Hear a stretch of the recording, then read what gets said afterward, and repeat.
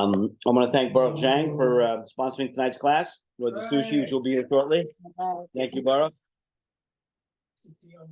He is not on the phone, but I want to thank him anyway. So, how are you?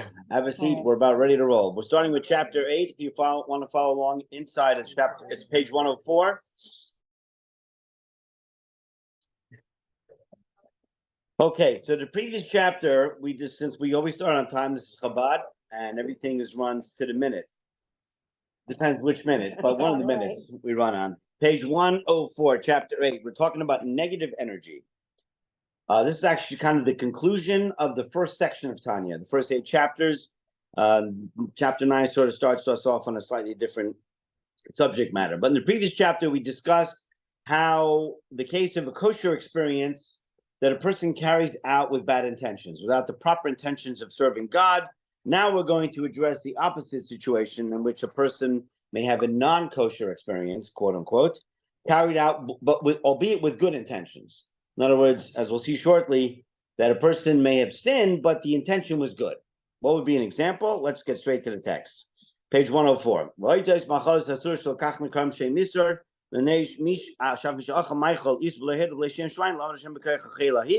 וגם פה בסו קיים וקר וספל וכך אכילה היא שבה אין החי שפרים סדש בטבע סתירה בטבע סתירה ותפילה כמו ההתר בני יסרוב די סיטר אחד משלוש כבשת מס.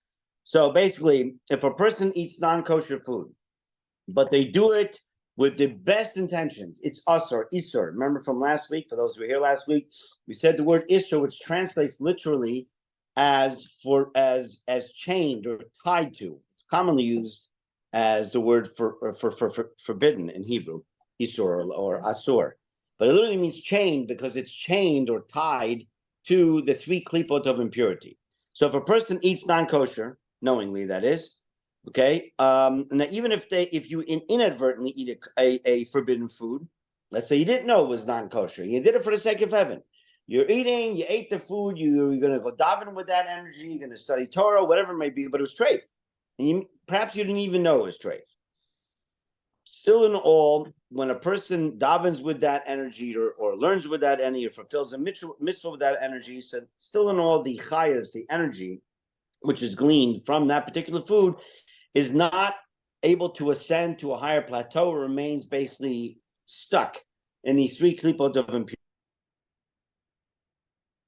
It emanated from there to start with. Because it was a non-kosher thing, it's not coming from klipa snaiga. Last week we discussed the 4th klipa, which is an admixture of good and bad. Something which comes from there, so then it can be elevated either to holiness if done for the right intent, or not done for the right intent, at least temporarily, to descend to the world of impurity. In this case, it started in impurity, and therefore it remains in impurity. Bafil, and he takes it a step further. Bafil who isad rabbanan. We're at the bottom of page 104 for those on Zoom that have just joined us. Bafilu isad rabbanan. This is the case even when the prohibition is rabbinic. So there are biblical prohibitions, 365 of them, incidentally, and then you have rabbinic prohibitions. What would be an example of rabbinic prohibition when it comes to food? Anybody have any ideas? Chicken and dairy. Chicken and dairy. Pork is biblical. But rabbinic would be chicken and dairy, because chicken is not technically beef. It's chicken. Chicken of the sea. I'm not sure why they call tuna fish chicken of the sea. I never figured that one out, but whatever. Somebody came up with a tagline that sucked. But chicken is considered a fowl, and ultimately mixing it with, and it has meat properties, it makes you fleshy, but not eating it with milk, which we do, well, which we don't, I should say, but we ultimately observe, is of rabbinic origin. And the reason behind it is, essentially it can be confusing. It's meat. Chicken is still considered in the world of meat. Someone who's a vegetarian wouldn't eat chicken per se either. Okay, but that's rabbinic. So he says, Vafilo, even if it's a rabbinic prohibition, and it's interesting because the Alter Rebbe really emphasizes the fact that the words of the scribes, meaning things which are of rabbinic origin, are even more stringent than the words of the Torah. It's a pretty shocking statement. You're saying that the rabbis have a power so that when they forbade something, it becomes stronger, so to speak, than God himself, God who gave us the Torah, God who gave us the biblical prohibitions? And the answer is yes. It's actually a power vested by God into these, he calls them scribes. So basically, it's just the sages that when they forbade something based on Torah, obviously, it wasn't just done ad hoc. It had a stronger power to it in a sense than the actual prohibition of the Torah. Not that you should be callous.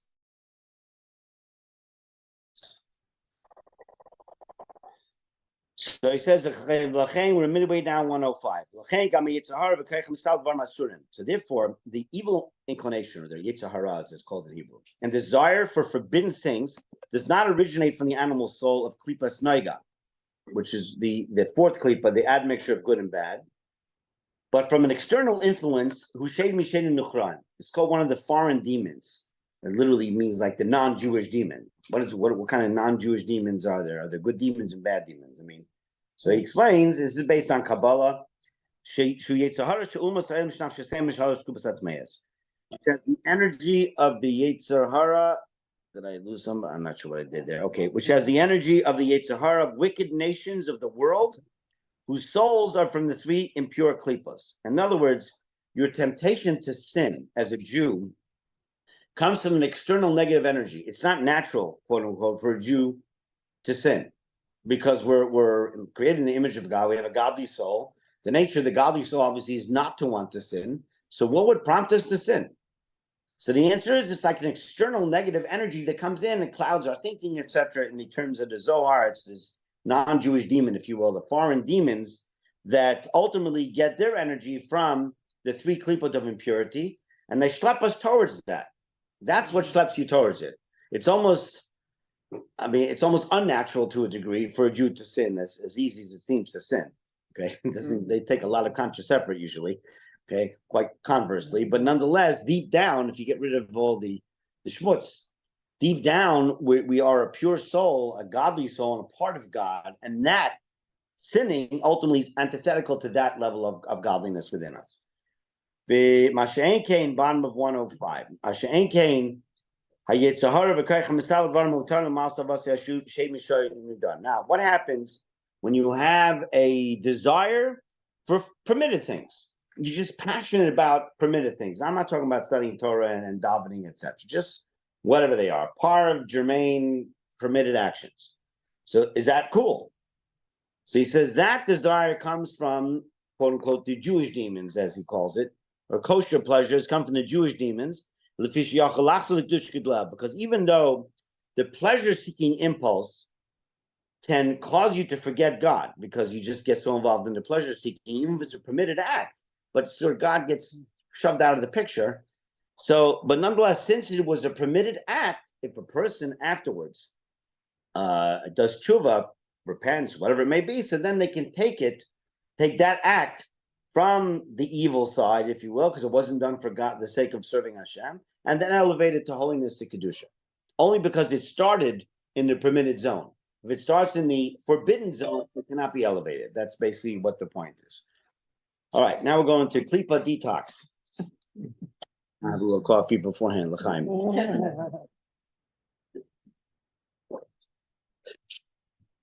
So we learned that when a kosher pleasure, now, just to clear this up, many people are under the assumption that if it's a permitted act, if it's permitted, then I got to do it. It's almost like, you know what I mean? If it's allowed. How can anybody have any complaints to me if it's an allowed thing? Who can complain about that? Not allowed, fine. I struggle with that enough. What, I can't do permitted things as well? So the question is, why are you doing permitted things? So ultimately, when a person is indulgent, period. So you can be indulgent in forbidden things, you can be indulgent in permitted things. But even if you indulge yourself in permitted things, all it does is it feeds that character trait of indulgence. So once, in a sense, you're used to indulging, even for permitted things, not godly things, just germane, mundane things. So the nature is that at some point, since you're already in this indulgent, mood, if you will, or indulgent type of attitude, so at some point it's a slippery slope, and then the indulgence can lead to forbidden things. If a person is disciplined, on the other hand, and doesn't, in a sense, constantly indulge just because it's permitted, you don't feed even your Jewish Yetzer Hara, your Jewish evil inclination. So then it disciplines everything. But once you've given and once you feed that, it sort of wants more and more and more, and before you know it, you're out of the out of bounds of the permitted things, now skirting the non-permitted things. I was going to say marijuana, but pretty much. Okay. V'gam achar kach, midway down page 106. V'gam achar kach. There's human men nishu davak baguf liyas kol Michael mashkanasa takev dam abasim sorry. So now, even after a klipa snoiga, this admixture of good and bad klipa experience, and you did tshuva, and you reverted things to holiness. You took it out of the impure zone, you elevated it to holiness. But nonetheless, when you eat something, as we well know, it becomes part of your blood and flesh. We can wish it away, but that doesn't make you lose weight. Okay? So since it became an actual part of you, so the tshuva, you created something. It's not just a spiritual stain, there's a physical reaction, if you will, for lack of a better term, okay, a physical effect. So as the means of, in a sense, purging the body of that physical effect, there's a special punishment that we get posthumously after a person dies. So therefore, the body has to, since the body was a temporary home for the three impure klipot of this indulgence, the body must undergo what's called cleansing after death. To cleanse and purify it from its contamination, from kosher worldly pleasures and indulgences, from the impurity of klipas naga and Jewish demons. So if you want to read the bottom, I'll just read the bottom paragraph aloud on page 106. According to Jewish tradition, after a person is dead and buried, his soul is returned to the body, and 4 angels come to the person to beat him until the klipa has been broken and removed from the soul. This is called chibat hakever, literally beating within the grave is how it translates, as described at length in the tractate of chibat hakever, etc. So those who live in the land of Israel, top of 107, or those who passed away on Friday, not that we get to choose, okay, are spared chibat hakever. Now, what happens if the person doesn't die on Friday or they're not buried in the land of Israel? So others can avoid this by loving justice, loving rebuke, loving acts of kindness, bringing guests to one's home, and praying with concentration. So there's options. Another suggestion is to spend 4 hours per day saying words of Torah and Psalms, as the Rebbe writes in Hayom Yom. So there's a way out, but in case you don't choose any of the aforementioned, any of the boxes, then we know what we're in store for. Yes. Loving rebuke, loving being rebuked, or loving being rebuked. Rebuking others is people can love rebuking others, but that's not the reference. Okay. Wow, I've never heard that before. Yes. So he says the exception to that, and realistically, most of us don't live in the land of Israel. Most of us don't necessarily pass whenever that time comes on a Friday. It's one chance is 1 in 7. Literally. Okay, if you play your cards right. Okay. We do have the opportunity to love justice, rebuke, that we can control. That's a personal work we do. But the other option is the person who will not have kibbut hakever is somebody who had derived no benefit or pleasure from this world their entire life. Have you met anybody like that? No. Not this week. Okay, so let me introduce myself to you. But the example cited by the Alter Rebbe is Rabbeinu HaKadosh. Rabbeinu HaKadosh is the one who is known as Rebbe, Rabbi Yehuda HaNasi, Rabbi Judah the Prince. He was the one who codified the Mishnah some 2,000 years ago. So although Rabbi Yehuda HaNasi was a very wealthy man, it says, he'll quote here from when the Gemara says that from whose table neither lettuce nor radish nor cucumber was ever absent, either in summer or winter. In other words, unlike today where you can buy basically all fruits in season and out of season, you just pay more. Okay, they come from different countries. Well, it wasn't that long ago. When I was a kid, if it was out of season, my fault, we just didn't have it. Okay, Nowadays you can get everything you want. He lived 2,000 years ago. 2,000 years ago, he was so wealthy that even if things were out of season, summer, winter, he had it to that degree. But still in all, this same Rabbi Yehuda HaNasi was a person who was called our rabbi because he shows us it's not necessary to detach ourselves from the world in order to be pious. What's important is his intention. In other words, he had all these things, but he didn't indulge in them for the sake of pleasure. Whatever he did with his wealth, he did as a means of serving Hashem. So if he ate the cucumbers, the lettuce, or whatever it may be, it was for the sake of serving Hashem. Now, you can say, well, I can do the same thing. Good luck. I mean, no problem. You can try and do it all day, every day, with everything that you do that's permitted. And again, that's the aspiration. Rabbi Yohanasi achieved that, and therefore he did not need to undergo chibut hakever. Anybody else who doesn't fit any of the aforementioned boxes, we're not in for a surprise anymore. Okay. All right, midway down 107. So the Tanya now turns to another activity while permitted by Jewish law is nevertheless spiritually damaging and requires cleansing after death. This is all the good news parts. Okay, as for worthless discussion, devoid of Torah content or spoken or purpose that's spoken in a permissible manner, meaning that it's not slander, it's not lashon hara, it's not gossip, etc. We could go in an example side is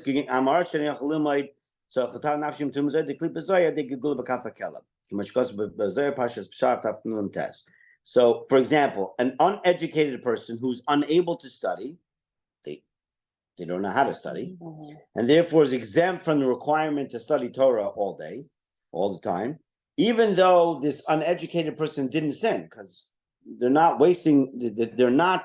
neglecting Torah study because they willingly want to, they just can't, they don't know how to do it.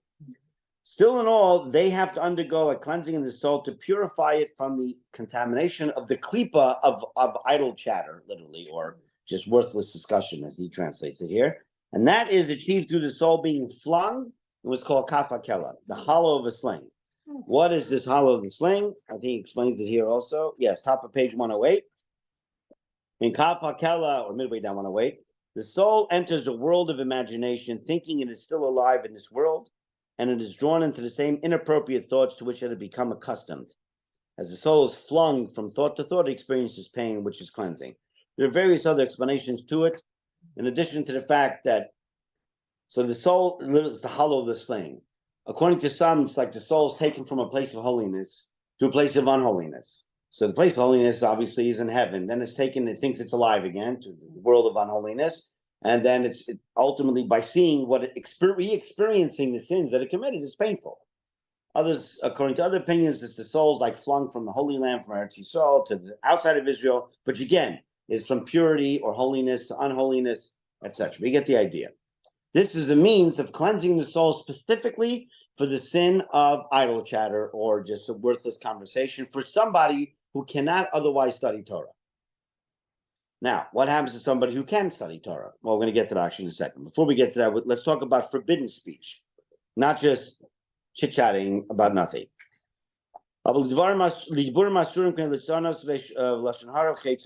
With forbidden discussions such as mocking someone else, and slander, known as lashon hara. I can't read this on my glasses. Sorry. Which are empowered from the three complete impure klipot.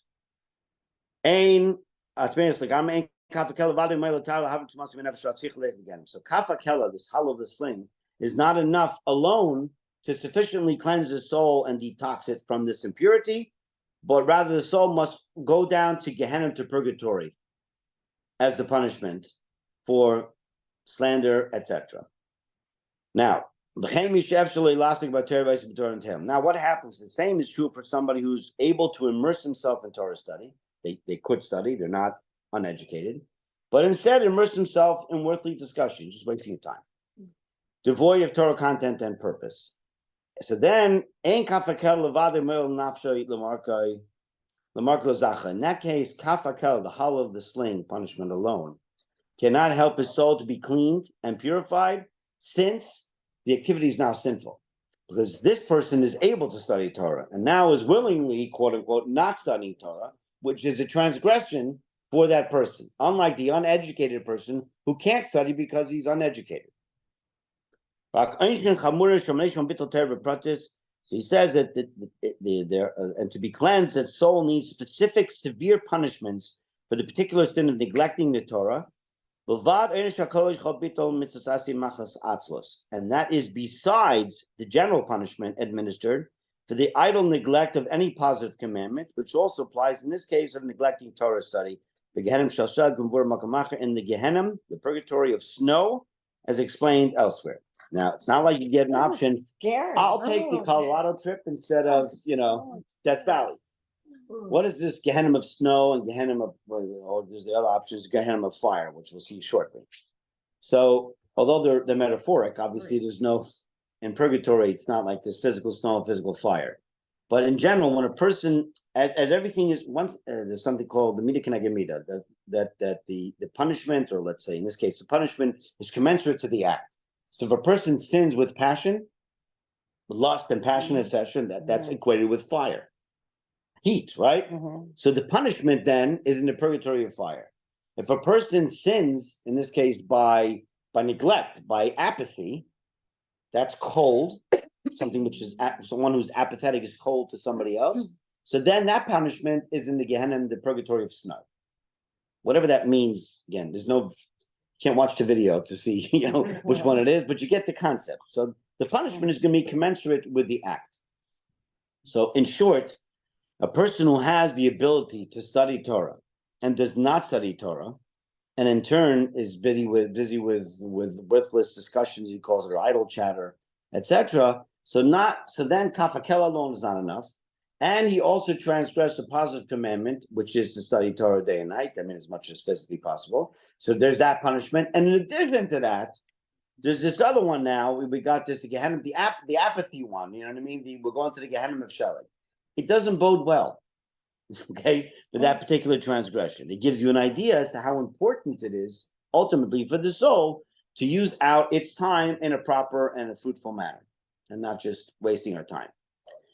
Now he takes things to the next level, secular wisdom. And we're going to read it, and then I'll explain it. So don't get jumpy until we're finished, all right? We're on page 108, 109, sorry.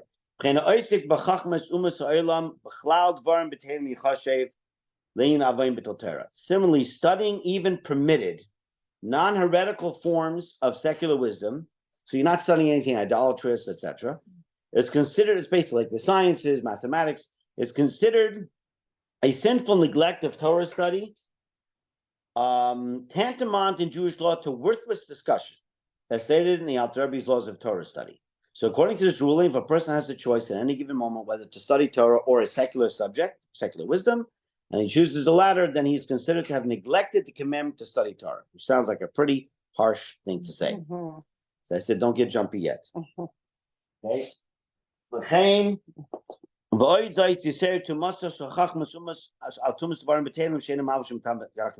just to give you a little more emphasis, from a Kabbalistic perspective, secular wisdom is more contaminating to the soul, or for the soul, than worthless discussion, since worthless discussion only influences and contaminates the emotional attributes of the divine soul, whereas secular wisdom contaminates the intellectual attributes. So an impure faculty of the animal soul will only contaminate its corresponding faculty in the divine soul. So empty words are empty. Doesn't take a lot of seichel. You don't need a lot of intellect just to talk incessantly about nothing, right? It doesn't take not a lot of intellect involved there. They're empty words. So therefore, it influences negatively the emotional attributes of the godly soul. On the other hand, when a person studies something that's intellectual, that has some meaning to it, so then what potentially is being impurified? The intellectual faculties of the godly soul, which is worse, far worse. So he explains that the ruach hakadosh v'nafsh elokis, worthless discussion contaminates only the emotional attributes of the divine soul that stem from its sacred element of wind. Remember that every soul is made up of the four different elements: Eish, Ruach, Mayim, and Afar, fire, wind, right, water, and earth.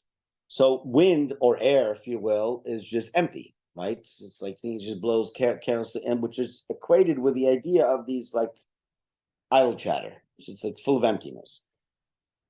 But too much which become contaminated by the klipas noga, this admixture of good and bad, impurity of worthless discussion, from the negative side of the animal soul element of air, as noted above. So he says here, empty words feel good precisely because of their empty content. There's nothing in it. You know, it's easy just to shoot the breeze about absolute nothingness. It doesn't take a lot of effort. And obviously, there's not much benefit to it either because there's not much being put into it. It's like everything else, what you get out of it is what you put into it. That's an English expression that vessels make nice noise. Empty vessels make nice noise. That's also true. Okay, we're at the bottom of 109.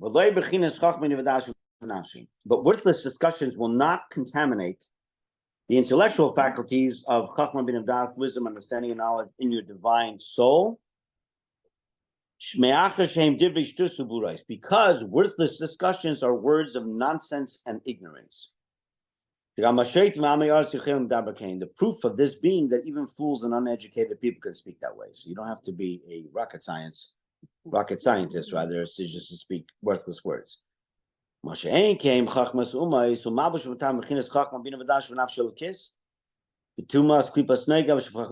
Secular wisdom, however, does influence and contaminate the intellectual faculties of Chachma bin Das, of your divine soul, with the impurity of Klipas Noiga, that's the admixture of good and bad, in these forms of wisdom. He's going to explain in a minute what is this Klipas Noiga, what's wrong, quote unquote, what potentially could be wrong with secular knowledge, non-heretical secular knowledge. Shenaflu Shama, so he says, we're not speaking here of idolatrous or heretical wisdom, but of general knowledge that has no anti-religious content, much mathematics or medicine, for example, be contaminating for the soul. So to answer this, the Tanya draws on the Kabbalistic teaching. Secular wisdom has fallen there to the realm of Klipas Nega, that's the admixture of good and bad, through the shattering of the vessels. What is this shattering? I don't know if you've ever heard of it, if you've studied any Chassidus beforehand. What exactly is the shattering of the vessels? Which is a kind of a central theme to a large degree in many Hasidic teachings. So I will read through what he says. I'll try to explain it thereafter. This is from Reb Chaim Vital. To fashion pottery, the potter first takes an unformed mass of clay and then places his hand inside the mass to form it. Got it? So you put it on the pottery wheel. Okay, got it. Likewise, the supernal emanator, God, put his hand, quote unquote, which is like a ray of light, into the amorphous mass. As this light began to enter the mass, vessels were formed, which are the 10 sphirot from which the world was created. Since Keser, crown, was the purest and clearest of all the vessels, it could bear the light within it. But Chachma and Bina, which are lower on the spiritual totem pole than Keser, than crown, wisdom and understanding, though more translucent than those below Chachma and Bina, but were not like Keser. Not having enough capacity, their backs broke and they fell from their position. That's the way he explains it. Now, as the light descended further, 6 points appeared, which are 6 fragments of what had been 1 point of light. Thus, the vessels shattered. Their spiritual essence, the light, ascended back to the mother's womb, while the shattered vessels fell to the world of creation. While sacred in origin, the falling of these shattered vessels gave rise to the klipos, since the vessel fragments contained an overwhelming amount of mass, or self-awareness, literally, and only a tiny glimmer of light, of God awareness. Therefore, earthly secular knowledge, which was a product of the shattered vessels of Chachma Bina, has a propensity towards self and ego, and tends to contaminate the mind away from God consciousness. So that's your Kabbalistic twist for the night. Everybody got that straight? So basically, in short, you had this, I'll just make it simple. Let's assume for argument's sake, this is a divine godly light that comes down, pure God, divine light comes down into this vessel. Let's assume that this vessel is Keser. That's one of the higher levels, crown, literally. So because this is such a holy thing, it's able to contain those divine lights. You can handle it. Now, but what happens to the world beneath it, which is Chachma Bina, wisdom and understanding, ultimately the predecessors to any knowledge, in this case, the secular knowledge, that divine light's too intense. These vessels beneath it, let's say, if I don't know here, a bottle of Glenmorangie, whatever this is, Glenrose, can you see this? This vessel down here, wisdom and understanding, can't handle the divine light that's coming out. It's too intense for it. So what ends up happening is this vessel breaks into pieces. It's too intense, right? That's not that hard to understand, okay? It breaks into pieces, and it gives it all spiritual experience. There's no physical pieces. And then these pieces slowly descend, if you will, lower and lower into various spiritual worlds. And they become, so to speak, the products. That's where secular knowledge ultimately emanates from. But because they fell into lower worlds, they became part of Klippas Nega. They're Klippa. They're concealing godliness. Why? Because by this falling process, this concept of self-ego begins to, or self-identification begins to take form. And when there's too much self-identification, where the focus is on me, so then there's less focus on God's self. It's about me and not God. And that's where, in a sense, the evil element of it comes into play. So the more focused somebody or something is on its independent existence, let's say this is the coffee cup, that means I've quantified this as a coffee. That's from New York. Coffee cup, and not a pair of glasses. It means it's identified as something and not this. If this had no name to it, okay, and for argument's sake, this is just one big cholent, and everything was one big mishkababble. That's a scientific word for it. Okay, so at that point, there's no identification. It's not like there's no self. It's just part of one huge conglomerate, potpourri, whatever you want to call it. But once it has an identity, there you go, thank you. Once it has an identity on my shirt, okay, it has an actual name to it, and it takes on, in a sense of ego to a degree, even though it's hard for a coffee cup to be egotistic. But nonetheless, it has a sense of identity, and at that point now, the sense of godliness, the God consciousness becomes less and less and less. And that sort of is the forebearer to all secular knowledge, science, math, etc. So does that mean then that all science and math and everything else is bad? We're hoping not, right? Okay, I'm gonna finish my coffee before it spills. The rest of it spills on me. So the Alter Rebbe continues and says, we're at the top of page 111.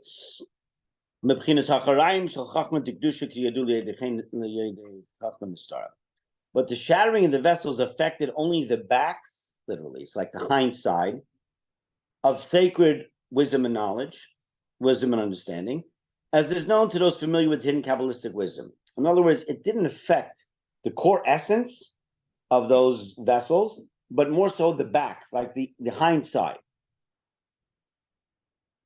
As the above citation makes clear, the shattering of the vessels affected different spheros to varying degrees.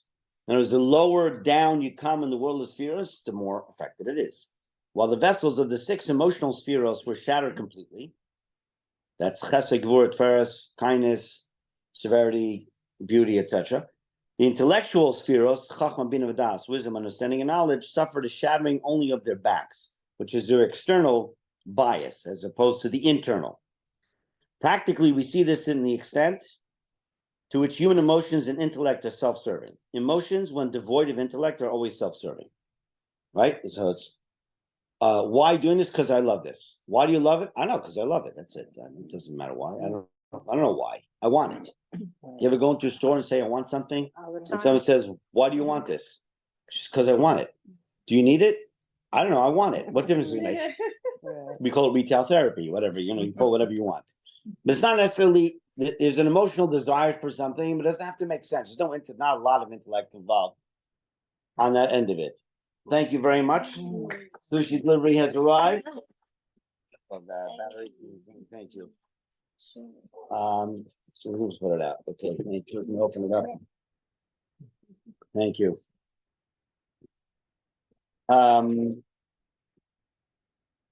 So emotions, when devoid of intellect, are always self-serving. Their holiness has been completely shattered. Intellect, on the other hand, is at its core positive and helpful only because corrupt, and only becomes corrupt through bias. So the Tanya now cites an exemption or exception to the above rule, a scenario. I don't know if we have any plates.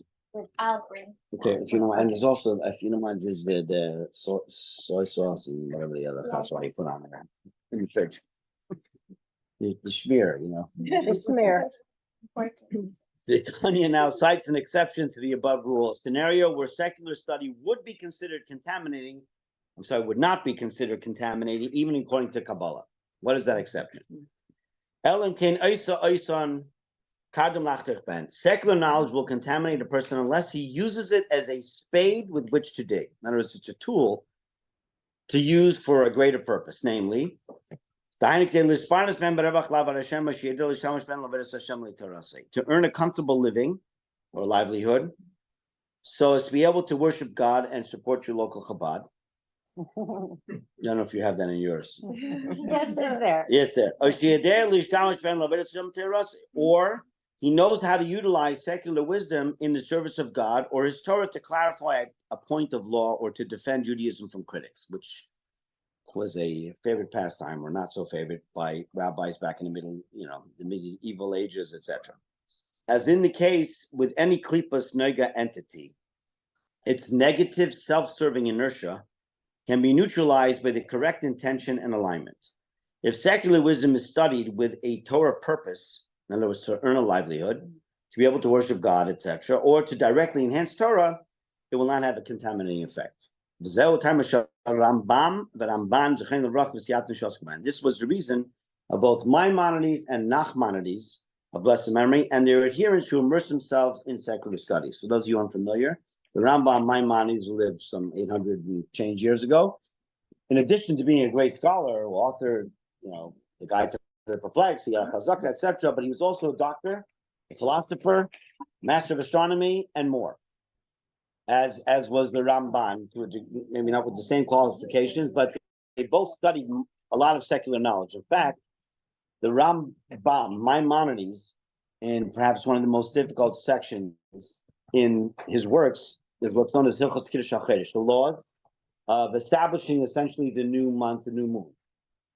And he goes through that. They're actually very complex because it involves a lot of astronomical concepts as well as mathematical. But he says that a lot of what he wrote is based on Greek astronomy. So why would the Rambam take from the Greeks, which obviously is not a side of holiness? I mean, the Greeks were not known in those days as being overly godly people. On the contrary, they did their utmost to take God out of the world. But yet, still in all, the Rambam uses a lot of it based on Greek astronomy. And the Rambam essentially writes that if something is substantiated as being true, then even if it comes from non-Jewish sources, then it's true. That's it. Period. So in this case, the Rambam, we're going to make a bracha. Actually, why don't we get some sushi together? And we'll do the blessing together. Baruch atah Adonai, Leinu melech haolam, she'hakol niyah bidbaro. There you go. Now you ate it for a godly purpose and not self-indulgent, etc. Anyway, so ultimately, this is where when a person studies the sciences, mathematics, or any of the secular knowledges, non-heretical secular knowledges, it is a permitted act. And now you can enjoy your food without having exactly any side effects. He did some Aristotle. So he quotes Aristotelian. It's true. The Rambam also quotes Aristotle, or brings down things from Aristotle and various others, which you will see in some other writings of other sages, etc.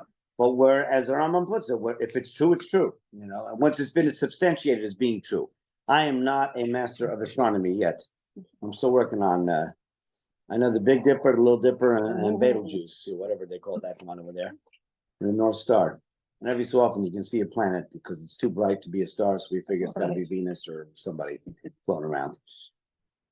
I was blessed to have a father who was a scientist. As a kid, he bought me a telescope, and I'd sit there and try and figure out what I'm looking at. I don't know what I'm looking at.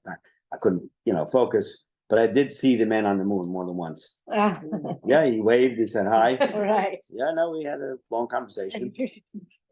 What were you thinking? This is being recorded. What? The medication was not helping that night, apparently. No. Right. But anyway, on a serious note, so that's ultimately where the pursuit of any of those subject matters becomes not just a permitted thing, but then you're ultimately elevating that subject matter and using it out for a godly purpose. And with that, we concluded chapter 8 and began eating our sushi. Anybody have any questions? Betavon, exactly. Yeah, after you die and those angels, boy, That's great, huh? Yeah. Something to look forward to. So am I going to start studying 4 hours a day? There's that option. Or There's that option. Or there's that option. Just start studying. So actually, it's funny. Well, it's not funny. It's interesting you mentioned because in reality, there are people who live outside of Israel, okay, who specifically want to be buried in Israel, and they will ship the body to Israel from basically anywhere in the world. Schwartz is one of them, correct. Amongst others, Right. it's not inexpensive, but nonetheless, if it's important, it's done. So why the need? Why not bury the person local or local-ish or whatever it is, or next to their loved ones who perhaps live in a different state? Because in reality, we do ship. You'll remind me a little morbidity while you're eating your sushi. But we do ship bodies across the country back and forth. Somebody has a plot in New York, whatever the story may be. Right. Because ultimately in Eretz Yisrael, first and foremost, it's considered sacred land. And it actually, there's an effect that the soul feels when buried in sacred land. But in addition to that, it says when Mashiach comes, our righteous Redeemer comes, and we will experience the resurrection of the dead, literally, in the literal sense. So it says, how are all of our loved ones who've gone on to the world to come going to come back? So it says that there's going to be somehow they're going to roll through tunnels. What exactly that means, and not the kind of saying, Right, not the Gazan tunnels, okay? Some sort of tunnels, holes in the ground, if you will, and ultimately the actual resurrection will take place in Israel. So the remains somehow will move through these tunnels from wherever they're coming, and ultimately into Eretz Yisrael, into Israel, and from there the resurrection will take place. So you can say, how's that going to happen? How's the whole thing going to happen? I mean, resurrection is not a natural occurrence. So the same miracles God makes to make the resurrection happen, He can make it this way too. If a person is buried in Israel, then they don't need to undergo that whole process. Again, I'm not necessarily advocating that. It's actually become more complicated, I should say, lately, for a non-Israeli citizen to even get a plot in Israel. Specifically, some of the cemeteries, like in Jerusalem and the like, it's not. There's sadly a lack of space, particularly in Jerusalem. Other places there's a little more area, but the multi-story car parks. So they just built that. Ground. They just built that in Jerusalem. So the old cemetery is called Mount Olives, right on the other side, which is there's very little space there in general that's left. Some people are worried because it's kind of technically like East Jerusalem, and things can get a little rocky, literally, in that cemetery. And then there's Har Menuchot, Mount Menuchot, which is kind of on, if you know Israel, but when you're coming from Tel Aviv, it's basically almost at the entrance to Jerusalem on the right-hand side. You can see it from the highway. And they just built this whole underground, like, cave to a large degree, which has multiple levels. I didn't go in there and see it, but ultimately I've seen pictures of it, where people are literally buried like in the walls of the cave. Oh my God. Okay, in multi-stories, because there's just simply not space above ground. So according to Jewish law, one can be buried in the walls of a cave because that's considered to be the earth. Like, for example, the cave of the patriarchs. So what you see when you go to Hebron, if you've gone, or the cave of the, all you see is like a tomb on top, but there's caves underneath the ground somewhere. Sadly, just while we're on the subject, since I brought up the subject, what they call a vault in California, a wall, like many of the cemeteries have, is not a halachic, considered to be halachically valid, because it's not earth, it's not part of the ground. It's a structure built above the ground, sitting on the ground. It's actually part of the ground. Unlike this other vault-like, cave-like thing they built in Israel, which is actually dug out underneath the cemetery to a large degree, and that, technically speaking, is considered to be halachically being buried in the ground. So, so if you're Jewish and New Orleans, you're buried above ground. It's not far out. So I don't know if are they all buried above ground? I mean, I know the tombstones are higher up. Yeah. I know they're worried about water level. Yeah, I know why they do it. I've seen it actually. I was there right after Katrina. Yeah. Where sadly things kind of floated away. I don't know exactly how they do it in the Jewish cemetery in New Orleans. I really don't, honestly, unless they bury outside of, like, whatever parish is lowest over there. There's probably areas that are higher up, and perhaps they allow deeper burial than those. It's a good question. No, it's a very good question. It's a valid point. I don't know. I'd have to ask the rabbi in New Orleans. I don't know. I'm not sure what they do there. There are, but you are correct, because many cemeteries, because they're either at sea level, below sea level, whatever, they flood. I guess on a regular basis. I'm not sure. I did see that a lot of the but they look like tombs. I don't know what, I guess whatever you want to call it, tombstone, what have you, is 4 feet up or 3 feet up. I'm not sure exactly where they put the coffin, etc. I never partook in a burial, if you will, in New Orleans. Yeah. They're above ground vaults. So I'm not sure what they do with the Jewish animals. They just bury them outside the city. I don't know. There are places where Jews generally, like for example, some countries, Italy for one, even parts of France, where a burial plot is largely a lease, like 100-year lease. And after that, they just reuse it. So it's not like, So what happens to the? So a lot of Jews today, Orthodox Jews, will not bury in those countries. They'll take people to Israel for that reason. So, or if you're in Italy, like in northern Italy, they'll go into Switzerland. It's like just north of Milan, and they'll bury in Switzerland, but they don't have those same laws.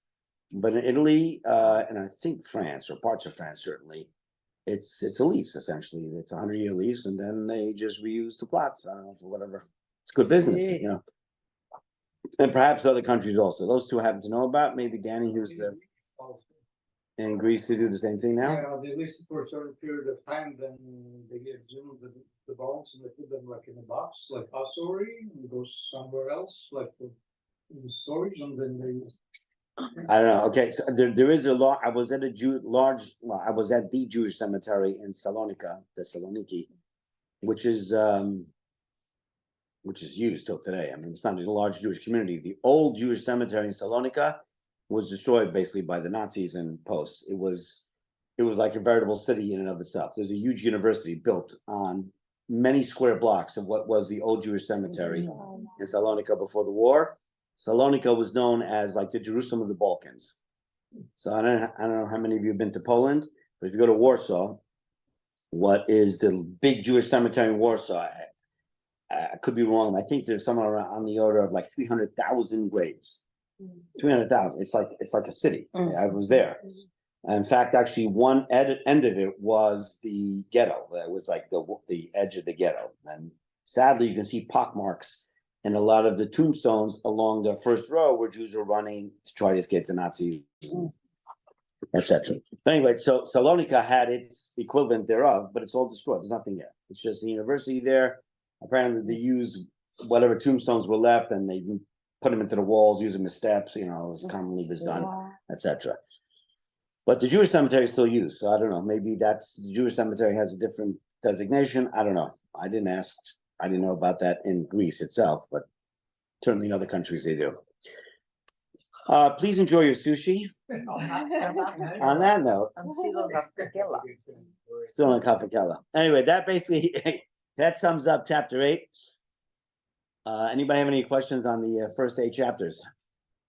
Yeah, what did you say that Kibbutz HaKever? Kibbutz HaKever. So if you were buried on Friday or in Israel, then it doesn't matter what state. You can sit as much as you want.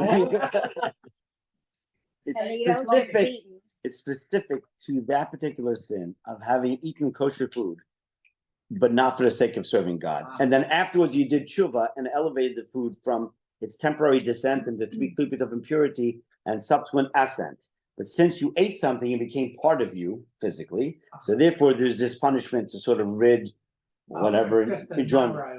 Well, yeah, I don't know that it's an enjoyable experience, but that's what Kibbutz HaKever is for. It doesn't mean that you get a free pass, to do everything you want. No, there's plenty of other good sins that that are committed that have other punishments and the like. You got the purgatory of snow, purgatory of fire. You got options. I remember as a kid, I was 11, 12 years old. I was in yeshiva in Monsey, New York, and they used to have what's called a Musar. They didn't teach Hasidus. It was not a Hasidic yeshiva. It was more of a Lithuanian school of thought. So they had what's called a Musar Shmuz. It's kind of based on Jewish philosophy and the like. But once a week, the principal, the dean of the school, would speak to the older grades to kind of whip us into shape, sort of.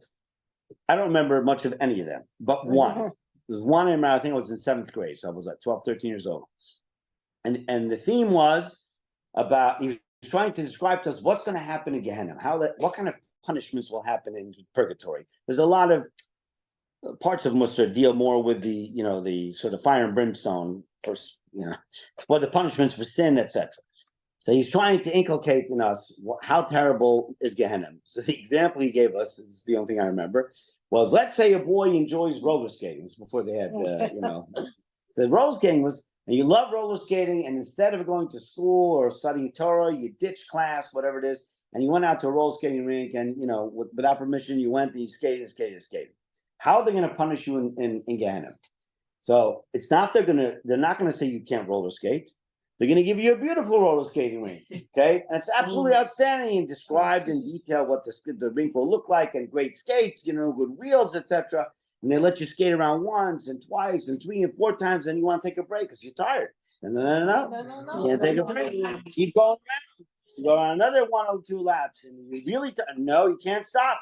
And gonna force you to do it more and more and more and more. That's how the punishment's gonna be. That's the only thing I remember from that whole Moses Moose that year. But nonetheless, this is a long time ago. So I guess I must have made a deep impression. And I wasn't a big roller skater. Ice skating, on the other hand. Yes. I wonder if that's it is the basis of the dance, the red shoes, where she puts on these red shoes. Have you seen the movie?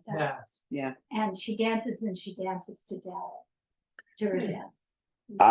She wasn't in my class. I don't know. But maybe. I guess the boy's soul was already Dina. dead.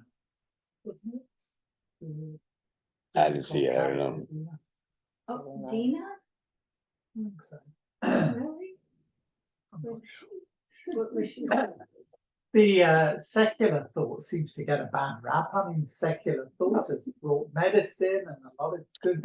Again, the conclusion is that medicine and secular subject matter, non-heretical, okay, if used for the right purpose, in the case, as you put it, like a spade, it's basically a tool to either make a living, which is something which is recommended strongly, and or as a means of serving Hashem.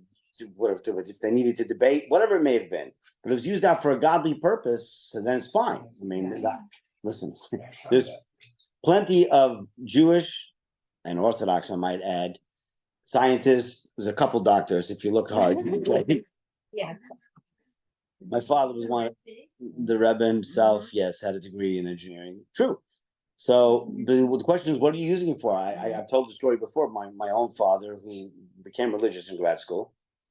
But when he became religious, much to the chagrin of my grandparents, I might say, who didn't quite understand why he left his PhD studies for a yeshiva that they never heard of before, and started growing a beard and the whole 9 yards. But in short, at the end of that year, my father, who had found himself in life, so to speak, told the Rebbe in a private audience that he wanted to become a rabbi, a Hillel rabbi. It was on Chabad campus in those days. It was through the Hillel rabbi that he met Chabad. And he thought the Rebbe would be ecstatic, what better thing? And the Rebbe went like this, literally shook his head, no, and told my father that with 3 letters next to your name, PhD, you'll do more for Judaism than becoming a Hillel rabbi, which was completely counterintuitive to my father, who knew that the Rebbe, as a rule, did not advocate going to college, generally speaking. And here he's telling my father, you need to go back to finish your degree, to the extent that the Rebbe offered to loan him money if he needed for for his studies. He didn't, he had a fellowship, but ultimately to that degree. And subsequently he did go back. I was actually born in State College, Pennsylvania. After my parents got married, then they lived there for a couple of years, so he got his PhD. But my father at the time couldn't understand, because my father told me the story. There was another yeshiva student. I don't know where he was from, but his mother very much wanted her son to go to college, but he was studying yeshiva. And she would write incessantly to the Rebbe, with the Rebbe's blessings, can my son go to college? And the Rebbe ultimately did not want him to go to college, for whatever reason it may be. I don't know the reason. And my father did not want to go back to college. My father knew about this other guy. And the Rebbe said, no, you need to go back. So the Rebbe obviously was able to see things that we can't see. Well, he was beyond. He was able to see into our souls and our purpose of creation. So that's not something I can play by any stretch of imagination. But here you have it, and ultimately my father, through specifically, I guess, the Rebbe foresaw this with a number of people, but my father in particular, through his becoming a physicist and a scientist, etc., and an Orthodox one, which was a bit of an anomaly, especially in physics. And he stuck out. He looked like a frum guy. It looked like a Lubavitcher with a beard. And he would go to conferences and whatnot. I mean, there was no mistaking where he came from. Okay? There weren't many overtly Orthodox, well, certainly not Hasidic scientists back in the 60s, 70s. Now you see it more often than then. But in those years, it was not a common sight. And ultimately, through this, he was able to, in a sense, he had a pathway into different settings and cultures where they will respect his opinion because he's a fellow scientist, what have you. And then when he starts speaking about Judaism, it takes on a different flair than a rabbi preaching to them and like, you know anything about science anyway, so what do you know? That type of thing. Did Which- sorry. I was Yes. gonna say, did the Rebbe foresee his sons and son-in-laws being rabbis? I guess because they became I mean, rabbis. But so did he ever say anything to your father? No, not that I'm Not- aware of. No. No. No. I would get asked, honestly, when I was, I don't know, 19, 20 in rabbinical college. Didn't your father want you to go, become a scientist? The assumption is, instead of going to yeshiva after high school, why don't you go to college or university, whatever it may be? Mhm. And the answer was no. No. On the contrary, it was more my mother who wanted me. I took the SATs to keep my mother happy. That's the honest truth. I mean, I said, Mom, I'm not planning to go to university. I'm going to yeshiva. I don't need an SAT score to get into yeshiva, whatever Right. it is. You never know, whatever it is. My mother came from from a Polish, not from a Chabad family, different Hasidus in Poland, but to respect her, I took the SATs. My father, on the contrary, he was more than happy for me, and I had the choice to do what I wanted, but yeah, to follow that path for him, becoming a Chabad rabbi in my father's world, that was like, that was the So crowning amazing. achievement. Do you think your dad was glad about his decision later in life? Was he satisfied with what he did, or did he have regrets? In terms of having gone to No. science, Yeah. no, I don't think he had any regrets. No, on the contrary, I think my father happened to have loved studying Torah. In addition to being an accomplished scientist, he studied. I mean, he only studied formally in yeshiva for 1 year. I mean, he barely knew the alphabet when he came to 770. So, but he had this thirst for knowledge, and whenever he had an opportunity, he was studying Talmud and Jewish law, Hasidic philosophy, etc. I mean, he was an So academic. he was happy with his. Yeah, he knew that this was he fully understood at that point the Rebbe's vision was far greater than his own peripheral vision, and helping to understand and appreciate the purpose of his creation, his life. So he wrote on Torah and science. He lectured on. I mean, this was at times purporting the Rebbe's opinion on certain things in Torah and science, which were not popular in science, some of the scientific world. So for a scientist to purport this, can be basically suicide for your career. Right. Okay? Depending on who you are. But my father was It's amazing. steadfast. Many scientists may have certain beliefs that they won't speak about them publicly because they're worried about losing their positions, whatever it may, especially if they're in academia. I'm sorry? They're doing it more now. Now, but when my father was, it was not popular. There were other Orthodox. My father wasn't the only Orthodox scientist. There was a whole organization called AOJS, American Orthodox Jewish Scientists. I think it is. I don't know if it's still around, but I remember as a kid it was around. They were more on the modern. They weren't Hasidic per se, and their approach to some things of Torah and science, some subjects, were not always in line with what the Rebbe's position was.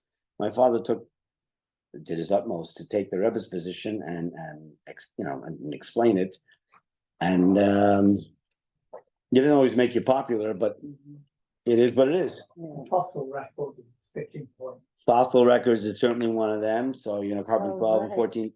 Well, the dating process, basically, dating, not right. dating as in finding a shitter. I mean, Right. dating something in terms of age. So commonly used, carbon 12, 14 dating, which is still used today to date things, obviously does not fall in line with the Torah perspective that the world's 5,784 years, and that's it, and a half at this point, and not millions or whatever it is, or more years. And so That's hard. That's okay, so again, so science says what it says, but science is an ever evolving science. I mean, ultimately, okay. I wouldn't call all science empirical by any means. I mean, especially if something's a theory or whatever it may be.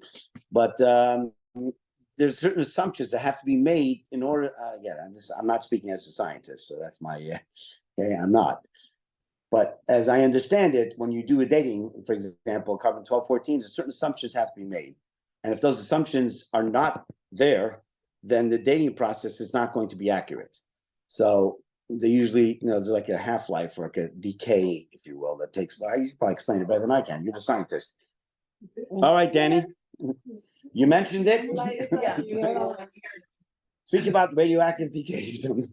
Well, it is quite mysterious, actually. That's how amongst all the atoms in a radioactive mass, how is it that they know to decay at exactly the right moment? It is kind of well, that in and of itself, divine. right? But beyond that, that also assumes that the conditions, what they assumed, let's say conditions of today, are they the same as what they say was 5 million years ago? Well, there's no way to know that, obviously. And I mean, considering we have global warming, just ask Al Gore. Things have changed in the last 10, 15 years. I think he himself had to change it. No, that's what he said.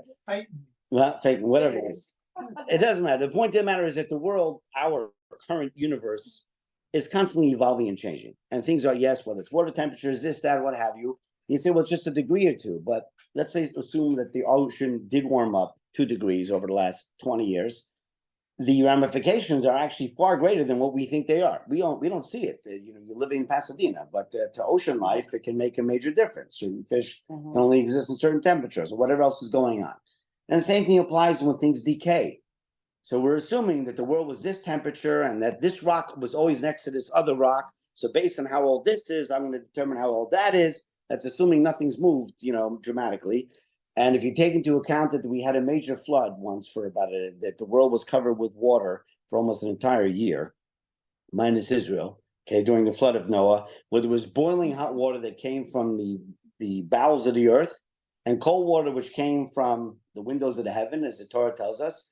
So that in and of itself, I mean, I don't know, there's nothing to replicate it with today.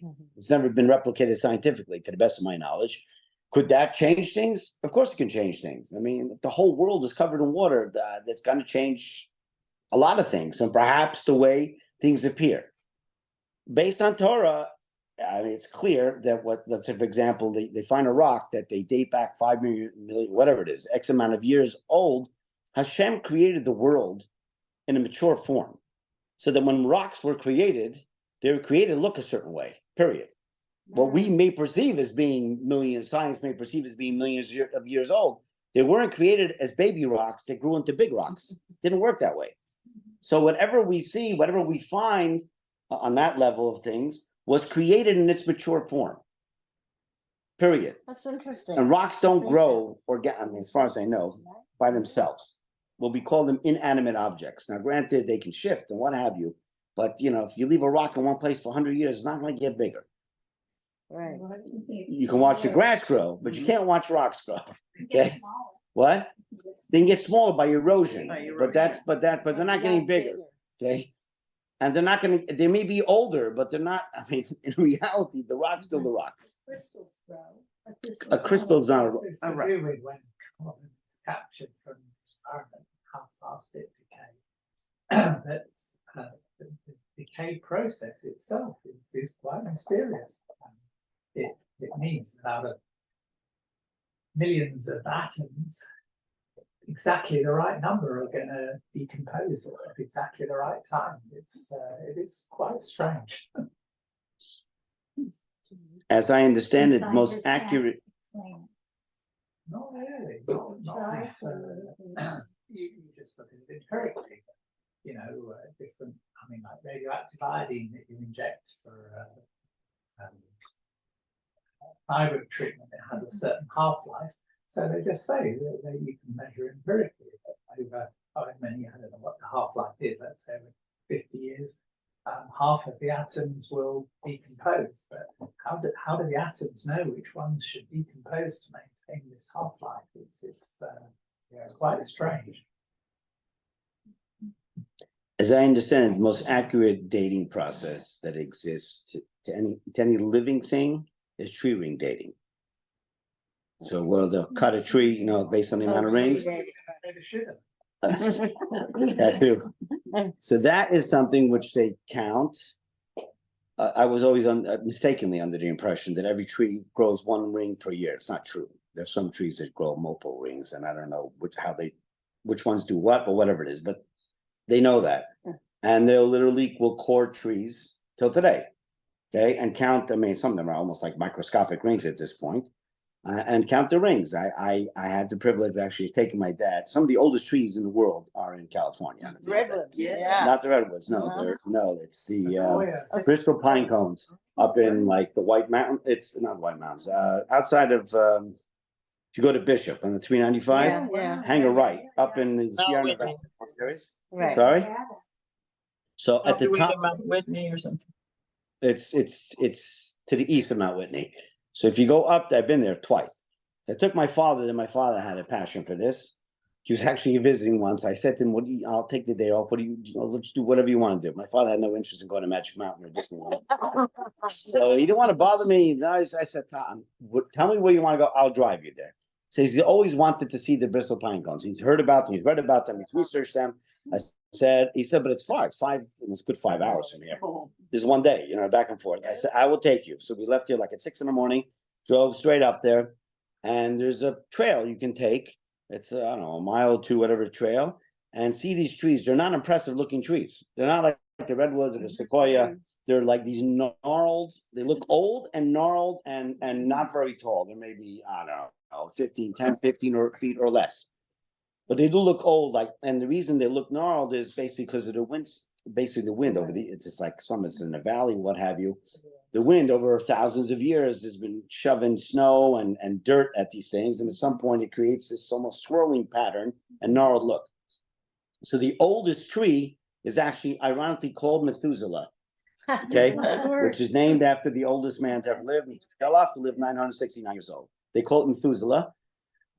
They won't tell you which one is Methuselah. I don't want people handling it. Right. But the oldest trees are tagged. It's like a metal, like they have something with concrete, similar to that.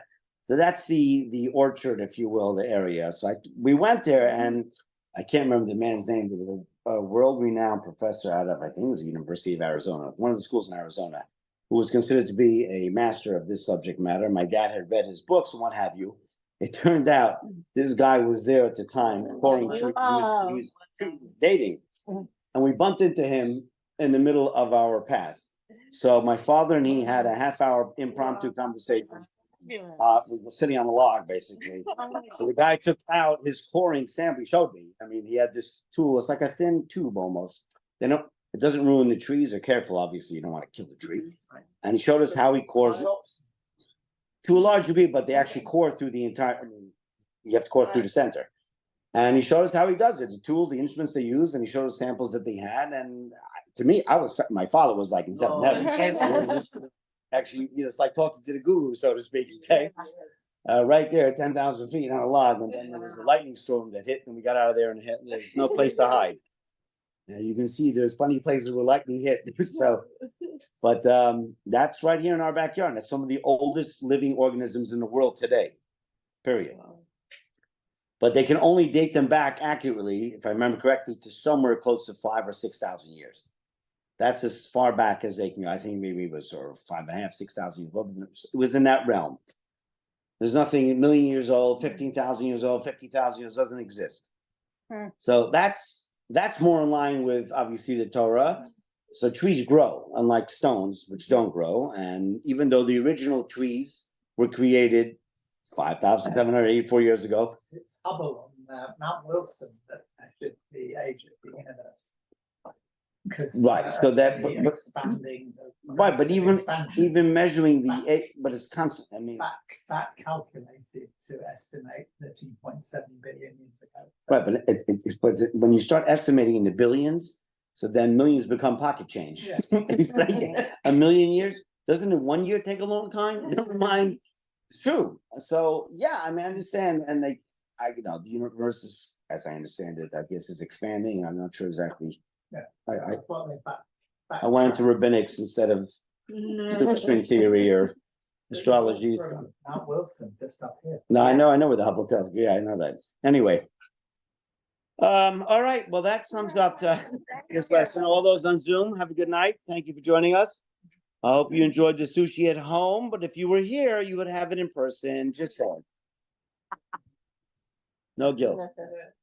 Thank you, Rabbi. Thank All right. you. Save me some. Bye. Yes. Buenas noches.